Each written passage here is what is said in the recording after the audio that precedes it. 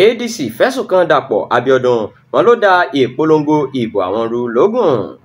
Ẹgbẹ́ African Democratic Congress nípínlẹ̀ Ògùn ti fẹ̀sùn kan iléeṣẹ́ ọlọ́pàá orílẹ̀-èdè yìí pé wọ́n lẹ̀dí àpò pọ̀ mọ́ gómìnà Dàpọ̀ Abíọ́dún láti da ìpolongo ìbò wọn rú. Gẹ́gẹ́ bí alukoro fún ẹgbẹ́ ADC níbẹ̀ Olúmídé Ọ̀nàbánjọ ṣe sọ, àwọn ọlọ́pàá kò tún fààyè gba àwọn adarí ẹgbẹ́ náà lábẹ́ akọ̀wé àpapọ̀ ọ̀gbẹ́ni Rauf Arẹ́gbẹ́ṣọlá láti wá fún ìpolongo nímúrasílẹ̀ fún àtúndì ìbò sí ẹkùn ìdìbò àríwá Ìkẹ́nnẹ́, Ṣàgámù àti Rẹ́mọ. Ó ní ẹgbẹ́ náà ti kọ́kọ́ kọ lẹ́tà síléeṣẹ́ ọlọ́pàá lórí ìpolongo ìbò ọ̀hún táwọn ọlọ́pàá sì gbà wọlé, ṣùgbọ́n ṣe ni wọ́n dédé yí padà lójijì tí wọ́n sì bẹ̀rẹ̀ sí ní hùwà níbàámu pẹ̀lú àṣẹ tí gómìnà Abíọ́dún pa fún wọn.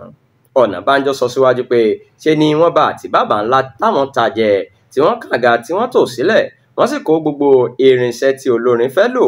Bákan náà ló ní wọn kò jẹ́ kí àwọn adarí ẹgbẹ́ náà ráyè dé ibi ìpolongo ìbò, tí wọ́n sì ní ṣe ni káwọn padà sí Àbẹ́òkúta nítorí gómìnà Abíọ́dún àtàwọn èèyàn rẹ̀ nínú ẹgbẹ́ òṣèlú APC ń ṣe ètò kan níbi táwọn ń lọ. Ó sọ síwájú pé àwọn kò ní mìkan rárá.